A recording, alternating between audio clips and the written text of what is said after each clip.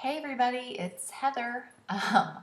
Yeah, I have been MIA for a while and I do apologize for that. I have my good old excuse that I use every time that I've been really busy, and that's really only partly why I haven't been making videos for a while.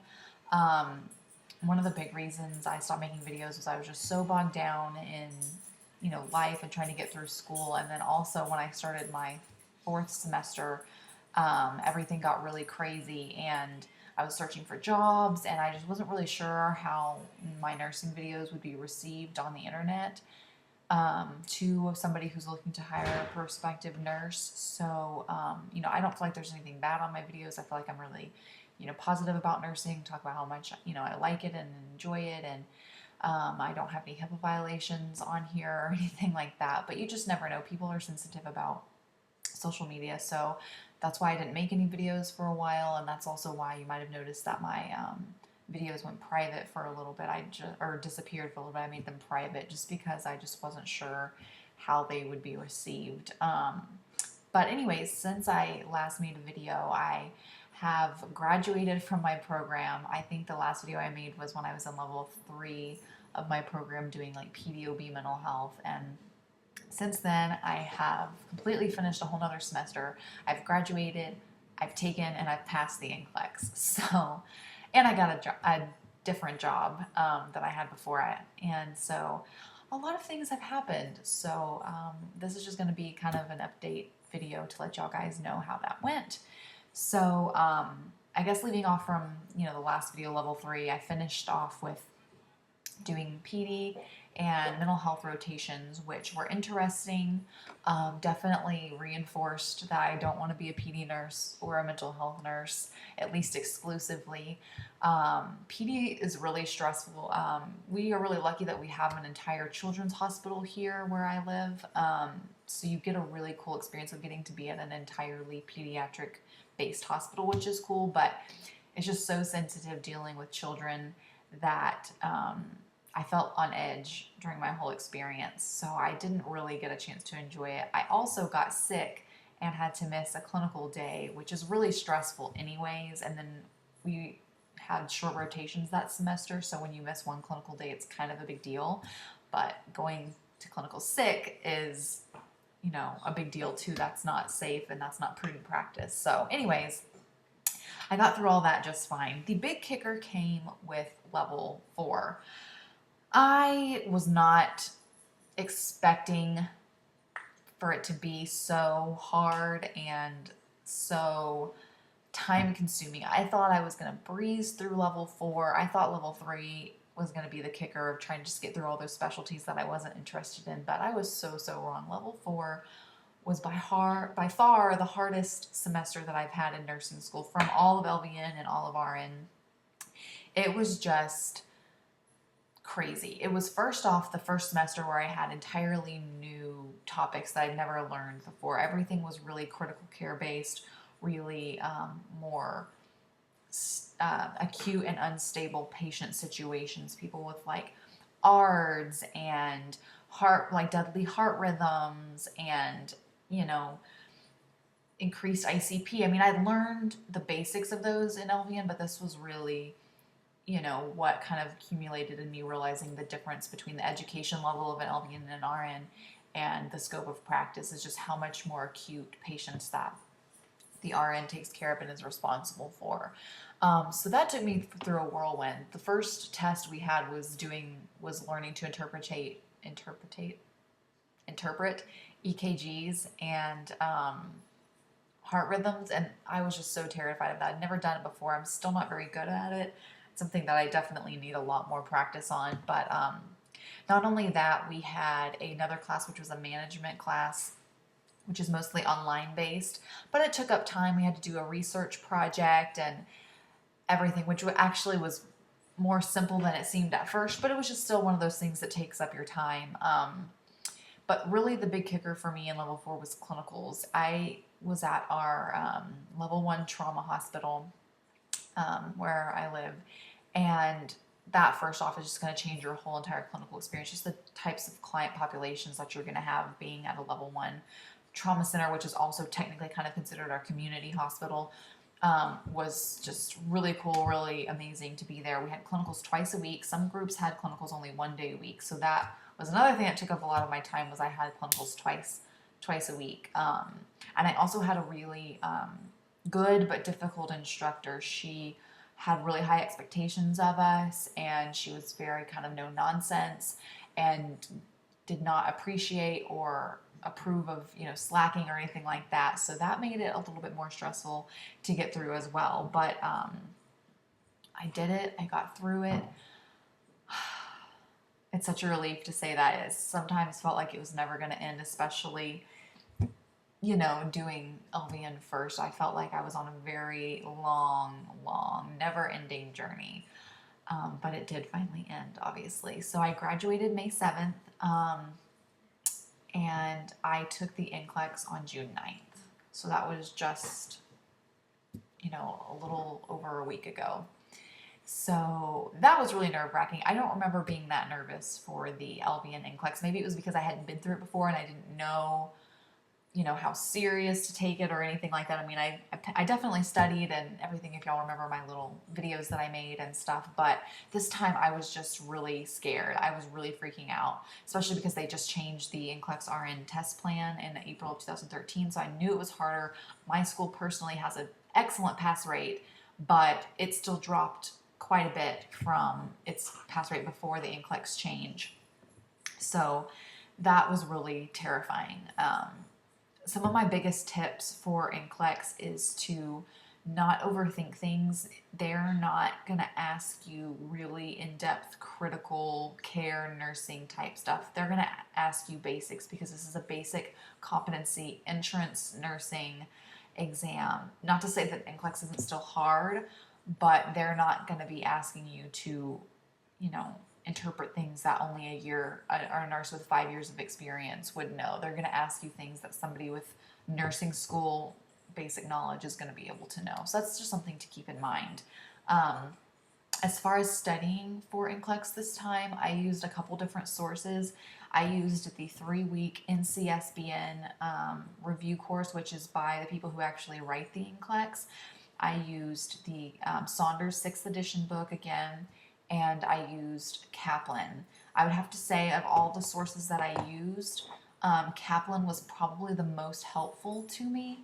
But then I also only used the questions. I didn't do the review, like the in-class review or anything like that. I solely did the questions, the Q banks, the Q trainers, and I feel like those were most similar to the NCLEX and helped me out the most. So I feel like if you could only pick one thing, I would pick Kaplan. I really honestly probably would not recommend nclex-pn. The review is really good. If you need a content review that's very straightforward and basic and to the point, that our content review is great. I didn't feel like I needed much of a content review. I just really wanted to practice doing questions.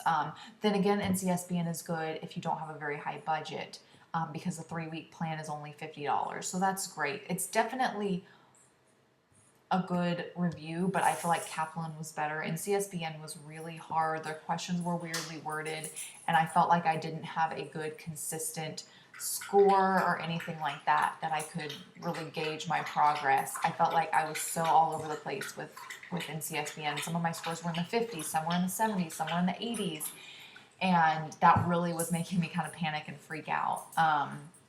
Whereas with Kaplan, I was really consistently in like the high 60s, low 70s area. So if you can swing it and you can afford it, I would definitely recommend doing Kaplan. I know if you just buy their questions, I think it's a lot cheaper than if you do the in-person review. So that's something to keep in mind. I also used this strategies book, which I use this for my LVN as well. And I think this is probably gonna be backwards because I'm on my webcam, but this book was really helpful too. It's got practice tests in here.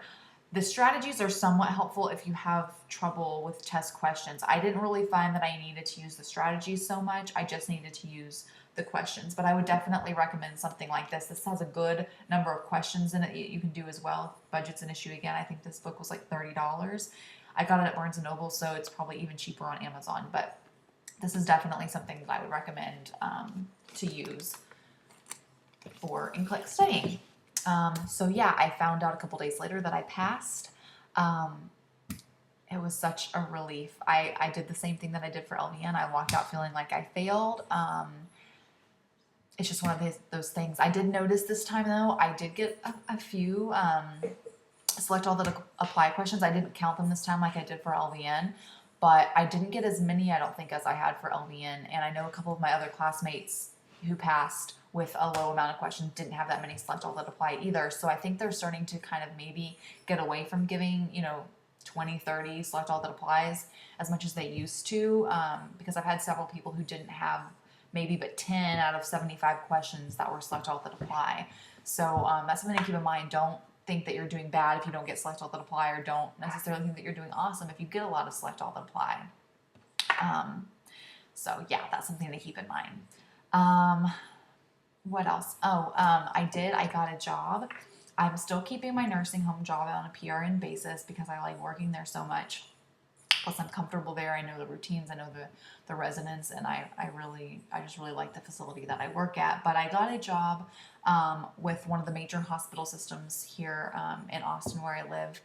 And I'm going to be part of their residency program, which I'm so privileged and so grateful to be a part of, because, it's so hard to find a job as a new graduate RN anyways, let alone to get accepted into a residency program like that. So I'm going to be starting a residency on Monday, which I'm really just so excited for. It's going to be a med-surg floor. I wasn't really looking to start off at anything crazy like ICU or anything like that. I mean, I would have, if I got offered a job in there, I would not have necessarily not taken it, but that wasn't really my goal. But I was able to get on a med-surg floor at a hospital that I've actually done clinicals at twice through LVN and RN programs. So I know the floor. It's really well run. It's the only med-surg floor at that particular hospital. So it's really unique in the fact that they get everything on that floor. I'll be able to learn how to read. They have telemetry monitoring. So I'll be able to learn and hone my EKG skills, which I definitely need to do.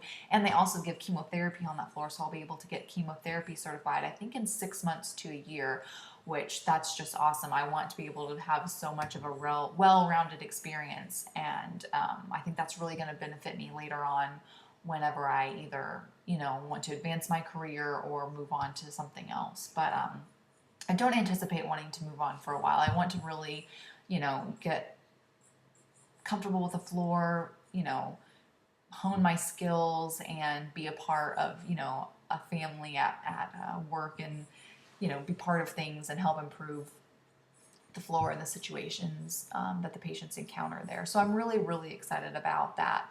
As far as, tips for job hunting, I would have to say the biggest thing is if your hospital has any kind of like open house or recruiting event or anything like that, you absolutely have to go to it. I went to one for my residency program, and at first I didn't really see the appeal or the benefit of doing that until later on. It was honestly from me going to that open house and getting the contacts at that open house that I got my job, because I was able to keep up contact with the managers continually throughout the hiring process to make sure that they knew I was interested, they knew who I was, and just to get my name out there, because they literally get hundreds and even thousands of applicants. So, you're just a name on a piece of paper to them. They don't know anything about you. You can have the most impressive resume ever, but you're still just a stack of files to them. Unless they can put a face to a name and they can see that you're trying, it doesn't mean anything to them. So get contacts with people. Find out who the managers are when you're at clinicals, especially in your last semester.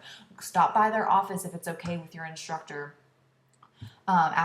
Get good rapport with a nurse there. Have them introduce you to the nurse manager. Bring copies of your resume to clinicals if you're in your last semester. Anything you can do to get your name out there and show that you're proactive and diligent and that you stand out. Another thing is put your profile on LinkedIn. It seems to me a little bit weird that something like LinkedIn would be popular with nurses, but it really is, because it's not just the nurses that are on there, because the nurses and the nurse managers aren't necessarily the ones who do the hiring and the initial routing of applications process. It's going to be HR. It's going to be the recruiters. And those people are more business oriented. They're going to have their name and email and everything on LinkedIn. So put a profile up on there. Put your qualifications on there. Connect with people on there, because you would be surprised who's on there and who you'll find and get connected with. So yeah, those are my tips for that. This is a little bit of a longer video. Sorry about that. It just had a lot to tell y'all guys, but I want to keep making videos in the future. I definitely want to talk more about, like, you know, my experience in the residency and my new grad experience, because it's going to be a lot different than what I experienced as an LVN working in a nursing home. So let me know, guys, if there's anything in particular you want me to talk about in the comments below. I'm going to probably be busy for a little while these next couple weeks, but I did just want to make a video out there and tell y'all guys I'm so appreciative of, you know, I continue to get comments and messages and subscribers on my channel. So I really appreciate that, and I hope that, you know, my rambling videos are helping somebody out there to feel more comfortable or content with nursing and giving them the motivation that they need. So anyways, guys, I'm going to end this video, but please leave any comments or questions that you have below, and hopefully I will talk to y'all guys very soon. Bye.